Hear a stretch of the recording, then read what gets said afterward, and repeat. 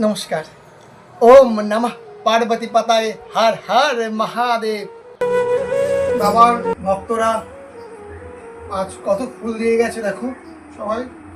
আজকে মহা অষ্টমীর আজকে পবিত্র দিনে বাবার সব ভক্তরা গাছের এগুলো হচ্ছে স্থলপদ্ম, খুব সুন্দর ফুটেছে ধুত্রা ফুল।